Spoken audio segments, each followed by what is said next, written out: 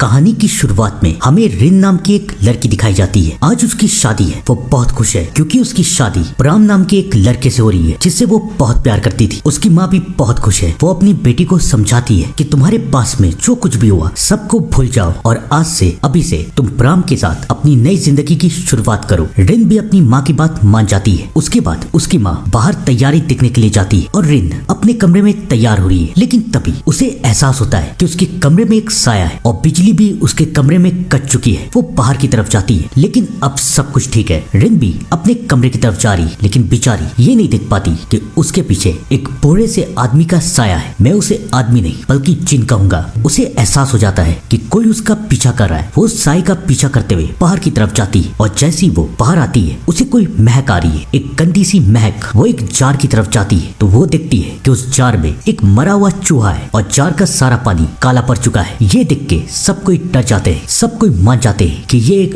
अपशगुन है, लेकिन किसी को पता नहीं था कि आने वाले वक्त में क्या होगा। खैर कुछ दिन बीतते हैं और अब रिन की शादी प्राम से हो चुकी है। प्राम जो कि एक फैक्ट्री में काम करता था, वो काफी मेहनती था। उसके मालिक ने उसका प्रमोशन कर दिया और अब वो एक नई जगह पे फैक्ट्री का मैनेजर बन के जा रहा है। कंपनी वालों ने उसे एक घर भी दिया है। प्राण और रिन साथ में बहुत खुश है। वो उस घर में जाते हैं तो उस घर में उनका काम करने के लिए तो नौकर भी है, मूरी और उसकी बीवी डार। वो दोनों प्राण को बताते हैं कि उन्होंने पूरे घर को साफ कर दिया है। प्राण और रिन खुशी खुशी अंदर जाते हैं लेकिन तभी प्राण ये देखता है कि उसके घर में किसी के पैर के निशान है। सबको लगता है कि शायद किसी का निशान छूट चुका होगा। क्या बड़ी बात है। खैर वो दोनों सेटल होते हैं और अगले दिन वो ये तय करते हैं कि वो एक पार्टी रखेंगे जहाँ वो पड़ोसियों को बुलाएंगे जिनसे उनकी अच्छी जान पहचान होगी। प्राण को ऑफिस में लेट हो जाता है। वो रिन को कॉल करके बताता है कि उसे आने में लेट हो जाएगी, लेकिन इस गाँव का एक सरपंच है, वो हमारे घर आने वाला है, तुम उसका ख्याल रखना। रिन मान जाती है। रिन सरपंच को ढूंढ रही है लेकिन दूर दूर तक वो उसे नहीं मिलता। तभी रिन का ध्यान बाहर जाता है। बाहर एक आदमी खड़ा है। बेचारी रिन तो उसे पहचान नहीं पाती, लेकिन आपको याद है ना ये कौन था? शुरुआत का आदमी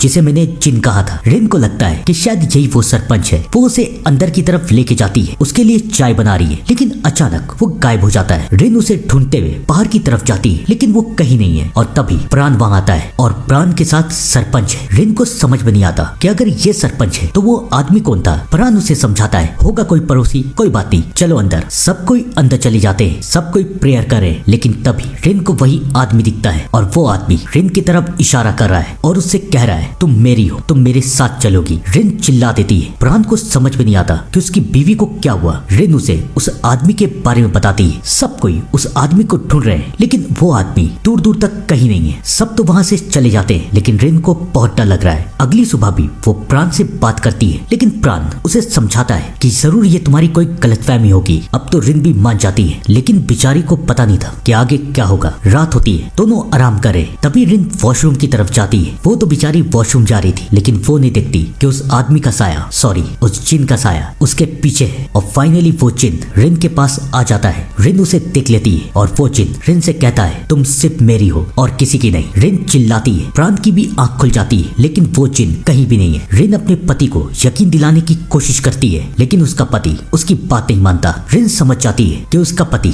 उसकी बातों पे यकीन नहीं करेगा। खैर कुछ हफ्ते बीत जाते हैं। एक दिन प्राण को घर से कॉल आता है कि रिन बेहोश हो चुकी है। प्राण बहुत परेशान होता है लेकिन वो जैसे ही डॉक्टर के पास जाता है तो उसे पता चलता है कि उसकी बीवी माँ बनने वाली। प्राण और रिन दोनों बहुत खुश होते हैं। 7 महीने बीत जाते हैं और एक रात रिन को प्यास लगती है। वो पानी पीने के लिए किचन की तरफ जाती है लेकिन बेचारी देख नहीं पाती कि वो साया फिर से वहाँ आ चुका है। रिन को एहसास हो जाता है कि उसके पीछे कोई है। वो भागने की कोशिश करती है लेकिन फाइनली वो साया उसके पास आ जाता है और उस पे हमला कर देता है और फिर उसका खून पी रहा है। ये देख के रिन चिल्लाती है और उसकी आंख खुल जाती है। प्राण रिन को समझाता है कि ये तुम्हारा सपना था, लेकिन थोड़ी देर के बाद रिन को पता चलता है कि उसका बच्चा इस दुनिया से जा चुका है। प्राण रिन को समझाता है कि शायद ये ऊपर वाले की मर्जी है, लेकिन रिन को अभी भी यकीन है कि उस जिन ने ही उसके बच्चे को मारा है। प्राण तो इस बात पे यकीन नहीं करता और अगले दिन वो काम के लिए चला जाता है। लेकिन रिन अब ये फैसला कर चुकी थी कि वो इस जिन को खत्म करके ही रहेगी। वो अपने नौकर मूरी से मदद मांगती है और उससे कहती है कि एक ओझा लेके आओ। मूरी भी वैसा ही करता है और जैसे ही वो ओझा उनके घर आता है उसे पता चल जाता है कि रिन के फैमिली के ऊपर किसी ने काला जादू किया है और ये काला जादू बहुत खतरनाक है। इस ओझा को भी उस जादू को खत्म करना नहीं आता, लेकिन वो कुछ ऐसा कर सकता है जिससे रिन की जान बच सके। वो रिन को 5-6 शीशियां देता है जिसमें फूका हुआ पानी है। वो कहता है कि इन शीशियों को घर के हर एक कॉर्नर में रख दो ताकि वो जिन इस घर के अंदर ना आ पाए। रिन वैसा ही करती है और वो ये बात प्राण को नहीं बताती क्योंकि उसे पता था कि प्राण उसकी बातों पे यकीन नहीं करेगा। कुछ हफ्ते बीत जाते हैं और वो जिन सच में घर में नहीं आता, लेकिन एक दिन प्राण की नजर उस शीशी पे पड़ जाती है। वो सबसे पूछता है कि ये क्या है और मजबूरी में रिन को उसे सब कुछ बताना पड़ता है। प्राण को बहुत गुस्सा आता है। वो चिल्लाता है कि ये भूत वूत जिन विन कुछ नहीं होते और वो सारी शीशियों को उठा के फेंक देता है। बेचारे को पता नहीं था कि वो कितनी बड़ी गलती कर रहा है, क्योंकि रात में फाइनली वो जिन वहां आ जाता है। वो जिन चिल्लाता है और रिन उसकी आवाज सुन लेती है और फिर एक बार उसका और रिन का आमना सामना होता है। रिन चिल्लाती है और फिर प्राण भी वहां आता है और फाइनली प्राण भी उसे देख लेता है। जिन अभी भी एक ही बात कह रहा है कि ये सिर्फ मेरी है और किसी की नहीं, और उसके बाद वो वहां से चला जाता है। प्राण उस जिन का पीछा करता है तो उसे उसके घर के ऊपर एक मटका मिलता है जिसमें एक मरा हुआ चूहा है और काला पानी। अब तो प्राण भी उसे देख चुका था। अगले दिन फिर से ओझा को बुलाया जाता है। ओझा प्राण और रिन को बताता है कि तुम लोगों के ऊपर एक काला जादू किया गया है और ये काला जादू जो भी करता है वो तुमसे बहुत नफरत करता है, क्योंकि उसने एक जिन को रिन के पीछे लगाया है और वो जिन सिर्फ रिन के ऊपर नहीं बल्कि रिन की खून के ऊपर भी असर करेगा। पहले तो वो जिन तुम्हें और रिन को माँ बाप बनने नहीं देगा, यानी कि तुम्हारे बच्चे को पैदा होने नहीं देगा, लेकिन अगर तुम्हारा बच्चा पैदा हो गया तो तुम्हें मारने के बाद वो जिन तुम्हारे बच्चे के पीछे भी पड़ जाएगा। इस जादू को तोड़ने का एक ही तरीका है, अगर तुम ये पता कर लो कि ये जादू किसने किया है तो उसके घर में भी ऐसी एक मटकी होगी। अगर मुझे वो मटकी मिल जाए तो मैं इस जादू को खत्म कर सकता हूँ। प्राण को समझ में नहीं आ रहा है कि आखिरकार उनसे कौन इतनी नफरत करता है, लेकिन रिन को समझ में आ चुका है। वो प्राण को बताती है कि तुमसे शादी करने से पहले मैं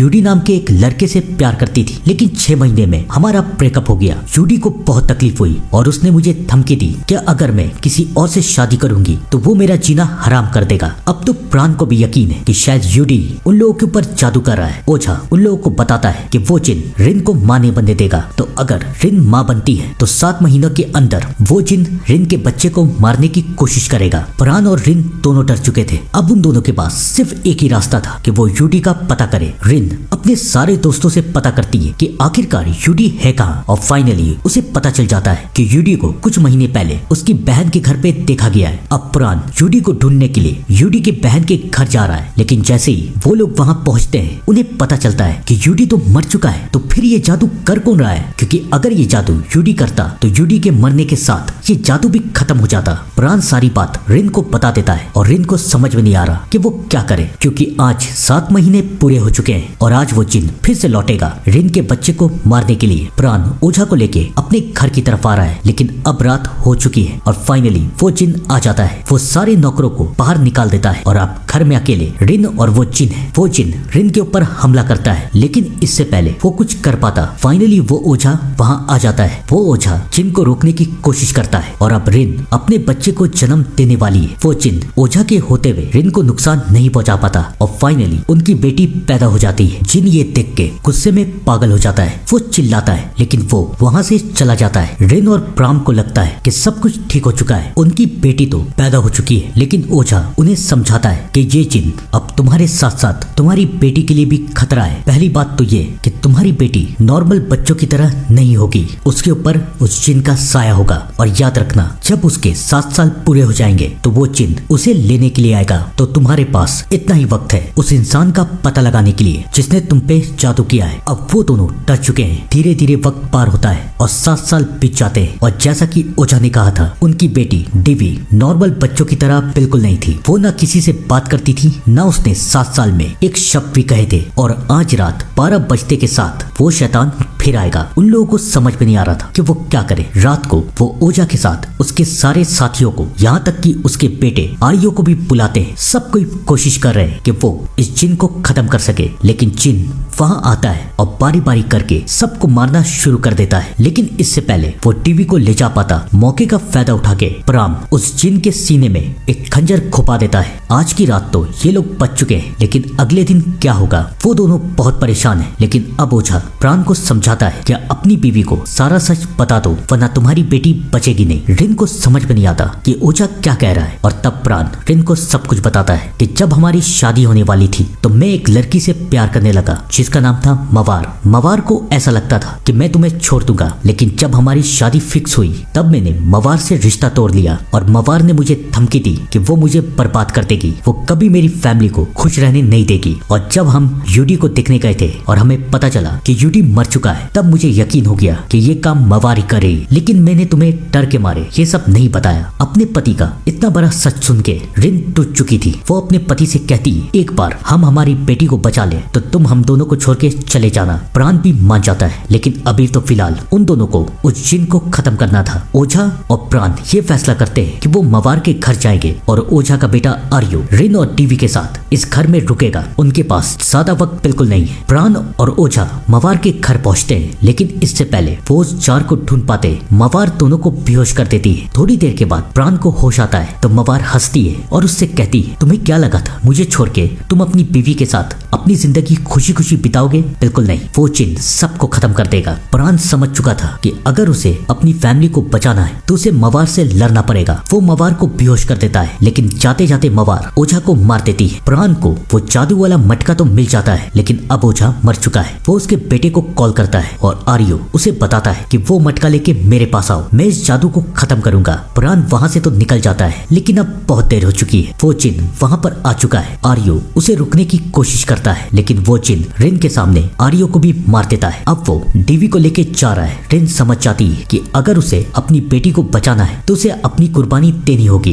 वो जिन से कहती है कि तुम मुझे लेके जाओ, टीवी को छोड़ दो। और जिन मान जाता है, क्योंकि टीवी को तो वो 7 साल के बाद फिर से ले जा सकता है। रिन अपनी बेटी को बचाने के लिए अपनी कुर्बानी दे देती है। थोड़ी देर के बाद वहाँ प्राण पहुँचता है, लेकिन अब ना तो वहाँ पर उसकी बीवी है ना तो उसका जिन। प्राण बहुत रो रहा है, बहुत उदास है, लेकिन उसे वादा याद आता है कि वो इस जादू को खत्म करके रहेगा और इस जादू को सिर्फ मवार खत्म कर सकती है। वो फिर से मवार के घर जाता है, लेकिन मवार प्राण को बताती है कि ये जादू कभी खत्म नहीं होगा और अब तुम्हारी बीवी उस जिन की गुलाम है। ये सुन के गुस्से में प्राण मवार को मार देता है और मवार के मरते के साथ वो जादू भी टूट जाता है और अब टीवी एक नॉर्मल बच्ची बन जाती है। वो बोलने भी लगती है और उसे सब कुछ याद भी है। प्राण ने अपनी बीवी को खोके अपनी बेटी को बचा लिया था। धीरे धीरे वक्त बीतता है और अब टीवी एक बहुत अच्छी स्टूडेंट बन चुकी है, लेकिन मुझे शक है कि वो जिन कभी भी आ सकता है। मुझे लगता है कि इस कहानी का पार्ट 2 भी आना चाहिए। आपको क्या लगता है? कमेंट करके जरूर बताइएगा। तब तक के लिए thank you and good bye.